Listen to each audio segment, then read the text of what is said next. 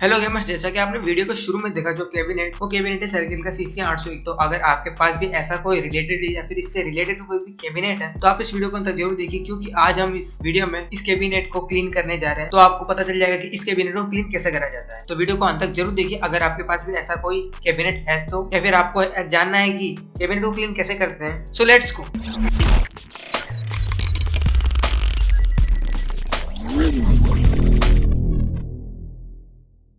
तो आपने जो शुरू में कैबिनेट देखा वो है सर्किल का CC 821। तो आज हम इसको क्लीन करने वाले हैं। तो सबसे पहले हम खोल लेते हैं इसके साइड पैनल को। तो हमारा साइड पैनल जैसे कि आप देख सकते हैं पूरा खुल चुका है। तो अब इसके फ्रंट पैनल को खोल लेते हैं, जो कि हमारा मेन पार्ट है जिसको हमें साफ करना है, जो कि सबसे ज्यादा गंदा होता है। तो उसको साफ कर लेते हैं पहले, और इसको हम पेचकस की सहायता से खोल सकते हैं। तो आप चाहें तो इसको अपनी नाखून की सहायता से भी खोल सकते हैं, लेकिन हमने इसमें यूज करा पेचकस का, क्योंकि मेरे नाखून इतने बड़े हैं नहीं।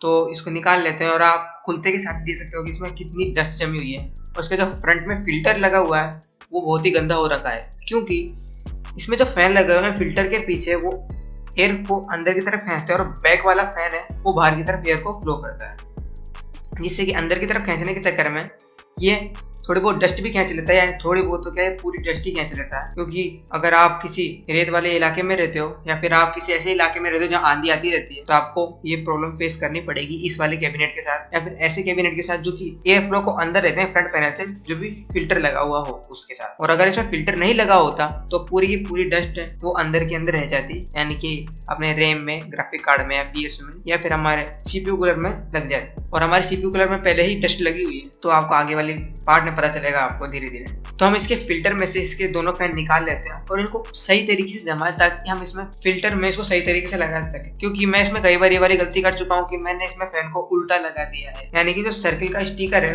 वो उल्टी साइड रहना चाहिए, जो कि कैबिनेट के अंदर की तरफ रहना चाहिए, और जो प्लेन वाला पार्ट है वो अटैच होना चाहिए फिल्टर से। हमने निकाल लिया हमारे फैन को निकालने के बाद इसको पहले कपड़े से क्लीन कर लेना है। मेरे पास सिर्फ 3 इक्विपमेंट है इस पूरे कैबिनेट को साफ करने के लिए, जो कि फर्स्ट हमारा आता है कॉटन का क्लॉथ, दूसरा हमारा आता है एक थर्माकोल का क्लॉथ जैसा ही कुछ मान लीजिए आपको, और तीसरा हमारा पेंट ब्रश। तो आप पहले तो हम निकाल लेते हैं इसमें से फिल्टर को, और फिल्टर को हम साफ कर लेते हैं पहले हमारे कॉटन क्लॉथ। इसको अच्छी तरह हम रगड़ के कॉटन क्लॉथ से साफ कर लेते हैं। फिर इसको थोड़ा बहुत ब्रश से साफ कर लेंगे, जो कि इसके प्लास्टिक के अंदर जमी हुई है थोड़ी बहुत मिट्टी, उसको भी। और फिर इसको हम वॉश बेसिन में धोने के लिए रख देते हैं, और रखते नहीं हम खुद धोते हैं इसको वॉश बेसिन में, और इसको अच्छी तरीके से धोएं ताकि इसमें से डस्ट लगी हुई है उनको निकाल सकें। और इनको पहले डस्ट को साफ करें तब जाके इसको धोएं, क्योंकि डस्ट में चिपकी रह जाएगी। आपको अच्छी तरह पता होगा कि किसी मिट्टी वाली चीज को पानी के साथ लगाने पे कितनी खतरनाक तरीके से मिट्टी जम जाती है, तो इसके साथ भी वैसा ही केस होने वाला है। तो हम इसको पहले मिट्टी साफ कर लिए,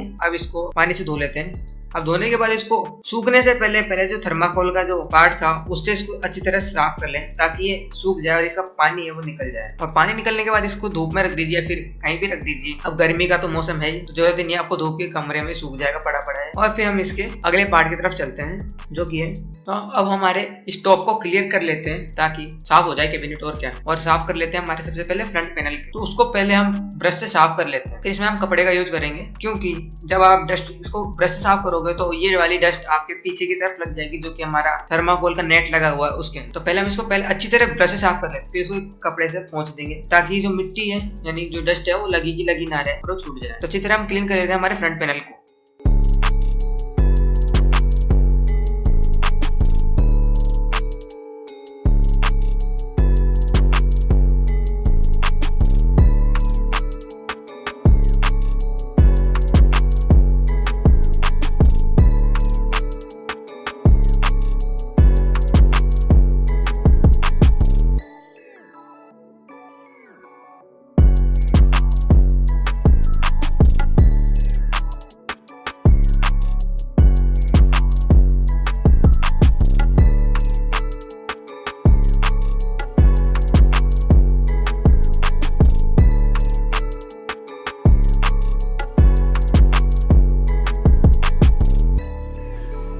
तो हमारे फ्रंट पैनल को साफ करने के बाद इसकी किनारियों को भी साफ करना बहुत जरूरी है, क्योंकि यहाँ पे भी डस्ट लगी हुई रहती है, और यहाँ आपको डेफिनेटली डस्ट मिलेगी, क्योंकि ये छुप जाती है, पता नहीं कैसे, अब शायद एयर फ्लो के चक्कर में, लेकिन छुप जाती है। तो इसको क्लीन करना बहुत जरूरी है।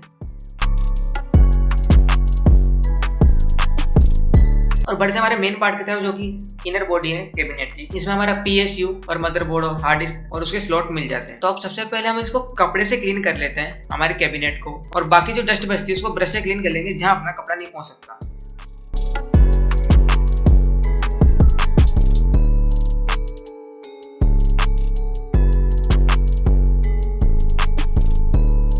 जैसा कि आप देख सकते हैं अपना कंप्लीट क्लीन हो चुका है हमारा कैबिनेट। तो हम बढ़ते हैं हमारे ग्राफिक कार्ड की तरफ। और हमारा मदरबोर्ड हमें साफ करना है तो हमें ग्राफिक कार्ड तो निकालना ही पड़ेगा, और ग्राफिक कार्ड में साफ करना पड़ेगा क्योंकि वो जल्दी गंदा होगा।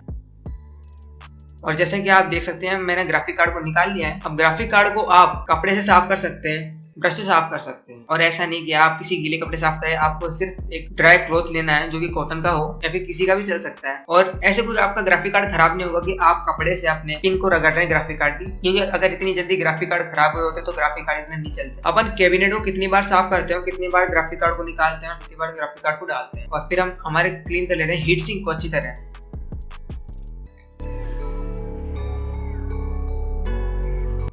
और हीट सिंक को क्लीन करने के बाद हमारे मदरबोर्ड के जो ग्राफिक कार्ड वाले स्लॉट है उसको ब्रश से साफ कर लेते हैं। और जो हमारा डिवाइडर लगा हुआ है उसके नीचे भी डस्ट लगी रहती है जो कि एयर फ्लो के चक्कर में आती है, उसको भी हम क्लीन कर लेते हैं हमारे कपड़े से, क्योंकि वो ब्रश से क्लीन होने वाला नहीं है। आप चाहे तो हमारे मदरबोर्ड या फिर ग्राफिक कार्ड को ब्रश के ऊपर कपड़ा लगा के भी साफ कर सकते हैं। और सबसे मेन पार्ट है हमारा CPU कूलर। CPU कूलर को क्लीन करना बहुत जरूरी है, क्योंकि CPU कूलर की स्पीड कम हो जाती है, क्योंकि जो डस्ट होता है उसका वजन धीरे धीरे बढ़ता रहता है। और हमारे CPU कूलर है वो उसको लोड सह नहीं पाता, क्योंकि उसको एयर का भी फ्लो करना रहता है, और वो कहां से अपनी डस्ट को संभालेगा और कहां एयर फ्लो करेगा। तो पहले डस्ट लगी हुई है तो वो कैसे एयर फ्लो कर सकता है, वो डस्ट ही फैलाएगा हर जगह। इसलिए तो हम क्लीन कर लेते हैं हमारे फ्रंट पैनल वाले 2 फैंस को।